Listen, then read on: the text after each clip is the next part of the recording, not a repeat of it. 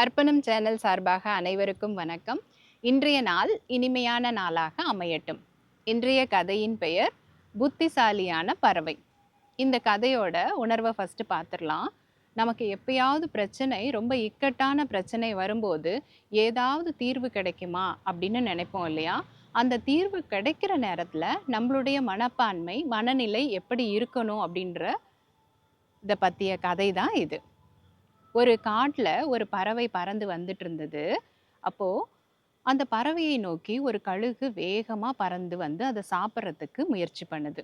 பறவை திடீர்னு பயந்து கழுகு கிட்ட ரொம்ப கெஞ்ச ஆரம்பிக்குது. என்னை தயவு செய்து சாப்பிட்றாத அப்படின்னு சொல்லி கேக்குது.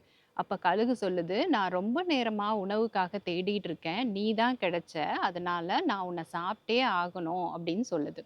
அப்ப பறவை கேக்குது, எனக்குன்னு ஒரு குடும்பம் இருக்கு, குஞ்சுகள் இருக்கு. அத நான் பாதுகாக்கணும்.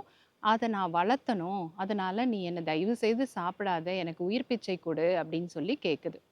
அப்ப கழுகு சொல்லுது, கண்டிப்பா உன்ன நான் சாப்பிட்டு தான் ஆகணும் அப்படின்னு சொல்லுது. திரும்ப திரும்ப பறவை மன்றாடும்போது, உயிருக்காக மன்றாடும்போது, கழுகு ஒரு நிமிஷம் யோசிக்குது. அப்போ பறவை கிட்ட சொல்லுது, நம்ம 2 பேரும் ஒரு பறக்கிற பந்தயத்த வச்சுக்கலாம்.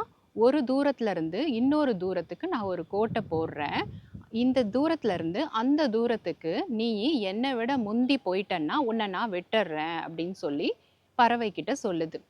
கழுகு கிட்ட பறந்து நம்மளால ஜெயிக்க முடியாதுன்னு தெரிஞ்சும், தன்னுடைய உயிர காப்பாத்திக்கணுன்ற எண்ணம் அதுக்கு இருந்ததுனால, கழுகு கிட்ட சரி அப்படின்னு சொல்லிடுச்சு. ஆனா, ஒரே ஒரு நிபந்தனைய மட்டும் விதித்தது. என்ன அப்படின்னா, பந்தயத்தின் போது நீ என்ன சாப்பிடக்கூடாது அப்படின்னு மட்டும் சொல்லிடுச்சு. சரின்னு 2 பேரும் போய் பந்தயத்த ஸ்டார்ட் பண்றாங்க. ஒரு இடத்துல ஸ்டார்ட் பண்றாங்க. அப்போ கழுகு பறக்க ஆரம்பிக்குது. திடீர்னு அந்த பறவை போய் கழுகோட தலையில உட்காந்துருது. கழுகால எதுவுமே பண்ண முடியறதில்ல. பந்தயமும் ஸ்டார்ட் ஆயிருச்சு. அது மட்டும் இல்லாம பறவை நிபந்தனை விதித்தது, பந்தயம் ஸ்டார்ட் ஆன பிறகு தன்னை எதுவும் பண்ணக்கூடாது அப்படின்னதுனால, கழுகு பறக்க ஆரம்பிச்சிருச்சு. வேகமா பறந்துட்டு இருக்கும்போது, எப்படியாவது இந்த பறவைய நம்ம ஏதாவது பண்ணிடலான்னு நெனச்சு தான் அந்த கழுகு பறந்துகிட்டே இருந்தது. ஆனா, அந்த கோட்டு கிட்ட போன உடனே, அந்த பறவை பயங்கர வேகமா பறந்து போயி, அந்த கோட்ட அடைஞ்சு வெற்றி பெற்றுருது. இப்ப கழுகால எதுவுமே செய்ய முடியல. அந்த பறவைய சொன்னபடி விட்டுருது.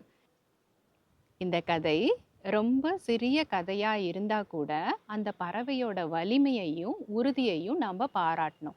இதே மாதிரி தான் நம்பளுடைய வாழ்க்கையிலயும் ஏதாவது ஒரு பிரச்சனைகள் வருது அப்படின்னா, அந்த பிரச்சனைகளுக்கு ஒரு இடைநிறுத்தத்த குடுத்துட்டு, நம்பள முதல்ல நாம்பளே நம்பி, ஒரு வலிமையையும், உறுதியையும் நமக்கு நாமே குடுத்துக்கிட்டோம்னா, அதற்குரிய தீர்வ ஈஸியா நம்ம காணலாம்.